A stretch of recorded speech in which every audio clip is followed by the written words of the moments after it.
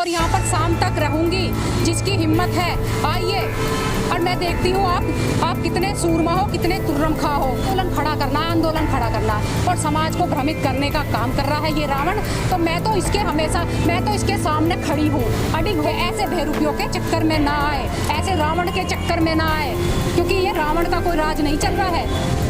तो ये ख्वाब देख रहे हैं खाली, ये कुछ दिन का इनका थिएटर चल रहा है, ये कुछ दिन का इनका शोर शराबा चल रहा है। हाँ, इसमें इतना जरूर कर देंगे, इस बहुजन समाज को, जो ये बहुजन समाज संघर्ष करके अपने बल पे इतने ऊंचे पहुंचा है ना, इसको ये इतना दुश्मन बना देंगे अन्य समाज का कि ये है ना सर समाज में बैठने लायक नहीं रहे। मैं देखती हूँ, क्योंकि ये लोग वो खोखले थोत्ते चने हैं जो समाज की, जैसे नहीं होते 16, 17, 18, 19, 20 साल के युवाओं को बल गला रहे हैं।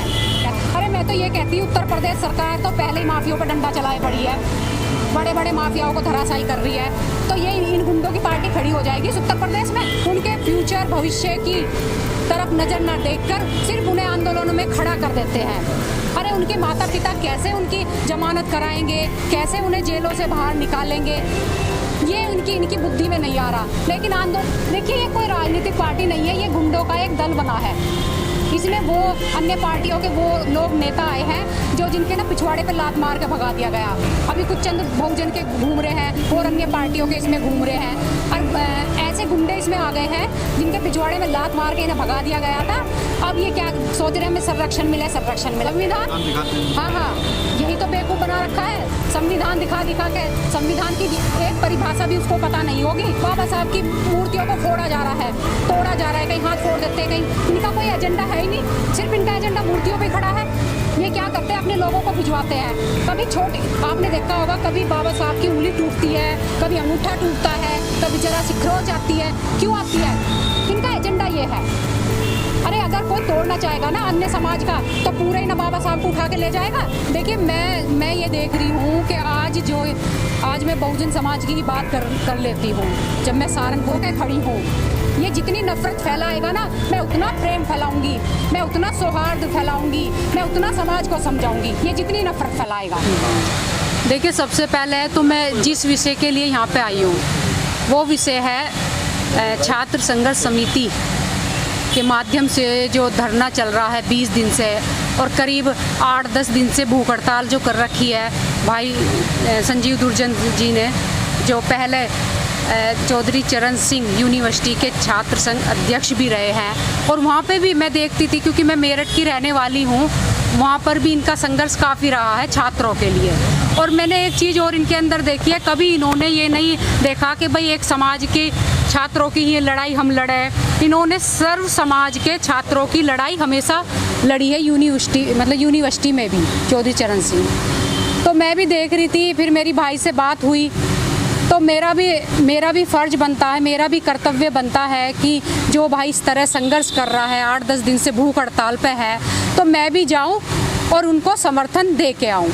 फिर इनकी मांग मैंने देखी, तो मांग भी इनकी बहुत ही जायज़ है। सर्व समाज के छात्रों के लिए इनकी मांग है कि जिस तरह मतलब पहले होया करते थे एडमिशन 0 बैलेंस पे, तो मैं ये मानती हूँ, देखिए सर्व समाज में गरीब बच्चे हैं, गरीब बच्चे हैं, और उनकी जो इच्छा शक्ति है पढ़ने लिखने के लिए प्रबल है। लेकिन बहुत से कारण परिवारों में ऐसे रहते हैं कि वो अपना एडमिशन नहीं करा पाते। इतना है कि हाँ चलो भाई कॉलेज में जा रहे हैं, 0 बैलेंस पे करा लिया, चाहे मजदूरी करके, किसी भी कारण, चाहे स्कॉलरशिप के माध्यम से वो अपनी फ़ीस दे दिया करते थे और अपनी आगे की शिक्षा पूर्ण करते थे। तो अब ये उत्तर प्रदेश सरकार ने जो एक अध्यादेश जारी किया है, इस चीज़ पे अध्यादेश जारी करके इस चीज़ को समाप्त किया है।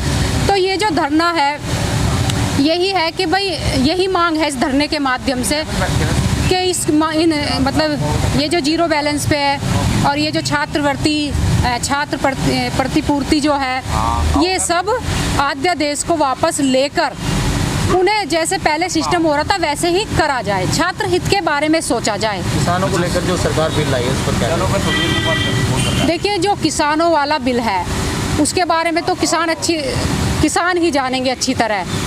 लेकिन मैं जिस तरह है ना, ये हमारा देश एक संकट काल से गुजर रहा है, और हमारे देश की जीडीपी दर भी कम हो गई है। तो इसमें दो ही, मैं तो देखो दो तरफा ही मैं तो इसमें बात करूँगी। अगर गवर्नमेंट के नज़रिए से देखा जाए तो ये बिल बिल्कुल सही है, और अगर किसानों के नज़रिए से देखा जाए तो इस बिल में थोड़ी बहुत त्रुटि है। अच्छा, लगातार जो है आपकी वीडियो वायरल हो रही है जी। आपने चंद्रशेखर और रावण को जो है कुछ बोला है, उसके बारे में क्या कहना चाहेंगे? देखिए, मैं ये देख रही हूँ कि आज मैं बहुजन समाज की ही बात कर लेती हूँ।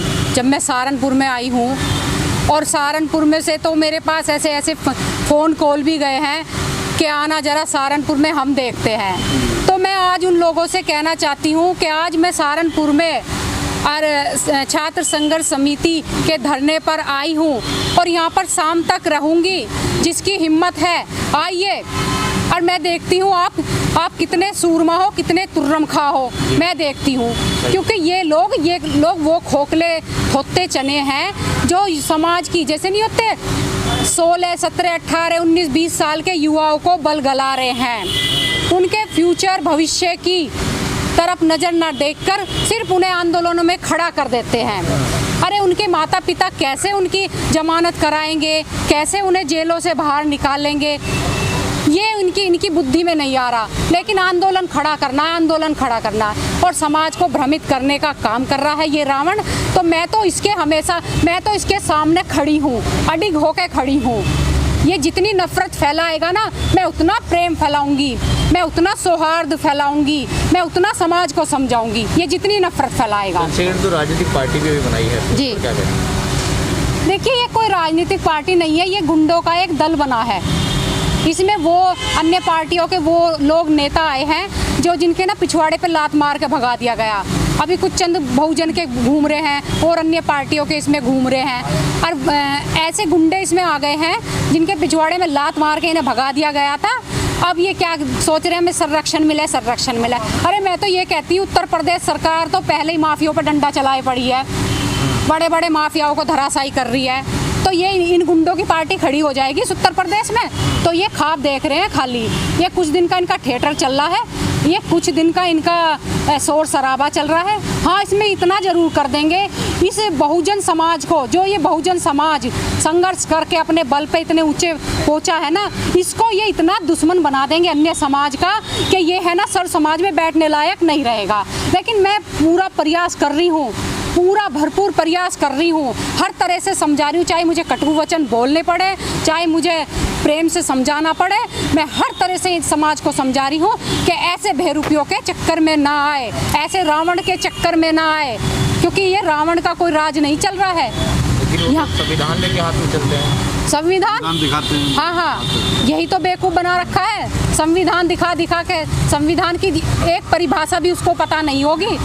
लेकिन संवैधानिक देश में रह रहे हैं, संवैधानिक व्यवस्थाओं में जी रहे हैं हम, फिर भी संविधान हाथ में लेके संविधान एक कवच बना रखा है। दूसरी बात और उसने बाबा साहब को मोहरा बना रखा है। जगह जगह आप देख रहे होंगे बाबा साहब की मूर्तियों को फोड़ा जा रहा है, तोड़ा जा रहा है, कहीं हाथ फोड़ देते हैं, कहीं। इनका कोई एजेंडा है ही नहीं, सिर्फ इनका एजेंडा मूर्तियों पे खड़ा है। ये क्या करते हैं, अपने लोगों को भिजवाते हैं।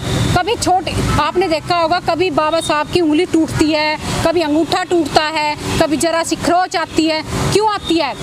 इनका एजेंडा ये है। अरे अगर कोई तोड़ना चाहेगा ना अन्य समाज का, तो पूरे ही ना बाबा साहब को उठा के ले जाएगा, ठीक है, बताओ। लेकिन इनका ये एजेंडा है, ये इनको समाज में जाने के लिए चाहिए, और जो समाज के युवा हैं उनको भ्रमित करने के लिए इन्हें कुछ ना कुछ तो चाहिए। इनके पास कोई आइडियोलॉजी नहीं है, कोई सोच नहीं है, नफरत की सोच है, ये टिकेगी नहीं ज़्यादा दिन। ठीक है मैम, शुक्रिया।